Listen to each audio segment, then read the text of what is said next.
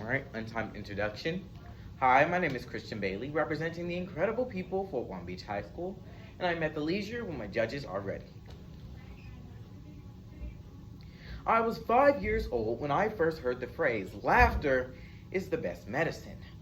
But if laughter is medicine, then like all drugs, when we overindulge and give in to its most enticing properties, we become addicted. We relinquish our independence to this drug called laughter, and as a result, everything is now a joke. We have stripped even the most gruesome and grisly topics of their severity, and have laughed at our pain so long that we forgot it even existed. So today, we're gonna knock on that door and open up the problem with laughing at our pain. And then, before we find out why exactly the chicken crossed the road, we're gonna take a look at how we've turned some very serious topics into laughable jokes. And finally, before we close set, we're gonna realize that we can laugh a little less. Hi, my name is Christian Bailey, and this is my oratory titled Punchline. But first, before the jokes go flying, let's take a look at how we've laughed at our pain. Everyone loves to laugh, and regardless of what you find funny, we all crave the endorphins our brain releases when we let out a chuckle. And who wouldn't? The mere thought of being able to relieve stress and reduce anxiety through our laughs is a temptation equivalent to fantasy. However, for the vast majority of Americans in this country, that dream is too good to be true. Because tears and trauma are able to masquerade as punchlines, setups, allowing people to conceal emotions rather than feel them. A prominent example of this is the Kevin Hart stand-up act, ironically titled Laugh at My Pain, in which he details traumatic events from his childhood, followed by an uproar of laughter and applause from the audience. He talks about the time his father saw him sitting beside the pool and decided the best way to teach him how to swim was to throw his son in 7 feet of water. He details the events afterward as traumatic, even stating he was having flashbacks to his near-death experience on the car with his father. But here's the issue. Because while talking about such a traumatic incident, he describes it with a comedic element, as though this near-death experience that he had just had was simply a bump in the road of life rather than a life-threatening moment. The problem with laughing at your pain is you're not actually solving the problem. You're simply plastering a smile over it and pretending that it's okay, when in all actuality, it isn't. A study conducted by Dr. of Psychology Jill Greengrass aimed to explore what truly happens when we laugh at our pain. His study, in sum, not only established that humor styles are correlated with depression, but that humor isn't always good for us and can sometimes have negative and severe side effects. In the case of comedians like Kevin Hart, these severe side effects can have dangerous and deadly outcomes. One of the most famous comedians to deal with mental illness and depression was Robin Williams, who, at the age of 63, died of an apparent suicide. And he isn't an isolated incident either. Chris Farley, Ray Combs, Freddie Prinze are just some of the names of some of the comedians who used their pain to cope with their laughter, who used our applause to deal with their anguish, who used our laughs to conceal their cries. When we allow ourselves to feel happy instead of feeling how we do, we trivialize our emotions and carry that hurt and pain with us unresolved. Had little Christian known this when his classmates were making jokes about how dark my skin was, well, maybe I could have dealt with my own issues and my own trauma before I laughed about it. But I didn't. So instead, I paraded around the jokes that demeaned my self-confidence as gimmicks, leaving everyone laughing except for me. I constantly wondered if my skin was light enough, if bleach could clean the blackness off my body, or if knives and razors could scrape away my darkness, but they never did.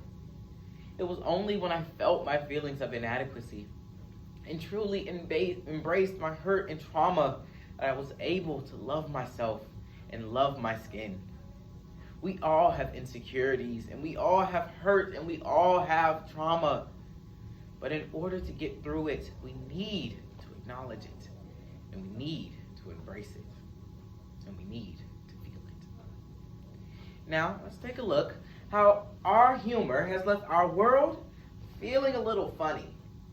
People use humor for everything, and whether that be to make your friend spit up milk at the dinner table, or to ease the tension of an uncomfortable conversation, we joke about literally everything, often with very little regard to how these same jokes could hold negative connotation or perpetuate deadly misconceptions.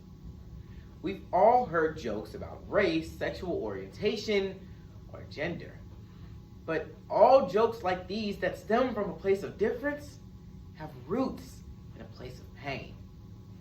As the National Center for Women in Technology Information site emphasizes the importance of how bad it is to tell these kinds of jokes and the harmful effects associated with them, when stating that no matter who cracks them, sexist jokes are a form of sexism.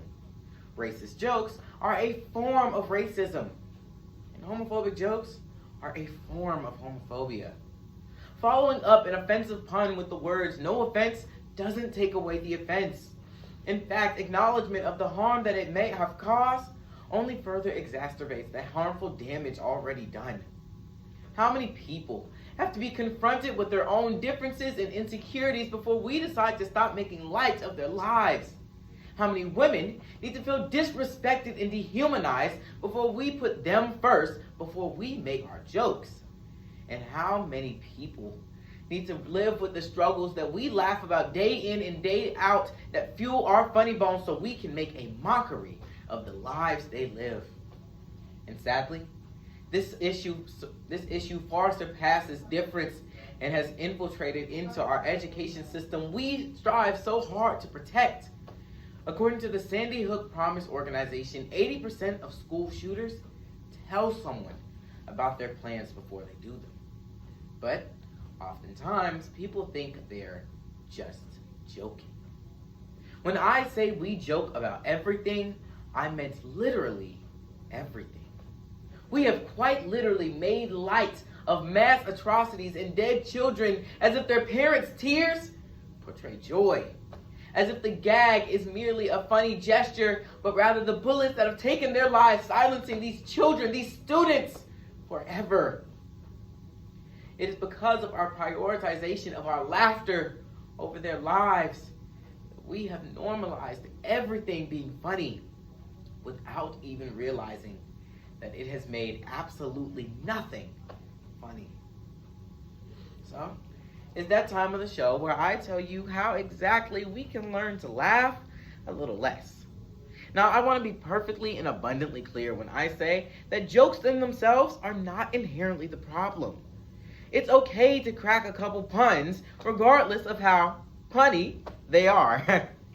The trick is to do it in moderation and to follow these two easy steps. Step one is we need to embrace our own hurt and trauma.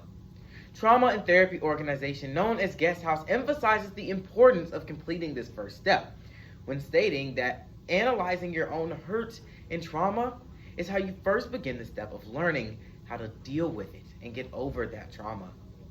Healing and hurting is a part of life, but if we want to be able to live in this world and in this life that we have, we must acknowledge our own pain. The second step that needs to be completed is we need to remember that not everything is funny, and some things simply shouldn't be joked about. If the very thing you decide to make your pun on is something that has put someone in a dangerous or uncomfortable situation, then it's safe to say that the thing that you want to make light of is far too serious for a punchline to accommodate. We all need to smile, and we all deserve to be happy. But in order for us to ensure that everyone is in on this joke and not the butt of it, we need to take care of each other first and follow these two steps. In conclusion, laughter is the best medicine. It heals our heartaches, headaches, and more. It unites the world in a joyful noise and celebrates our differences rather than discouraging them. But everything without moderation is a bad thing. Just like laughter without acknowledgement, acceptance, and life is a bad thing. However, when we decide that we care for each other just as much as we care for our jokes, well, then we can have an excellent life. See what I did there?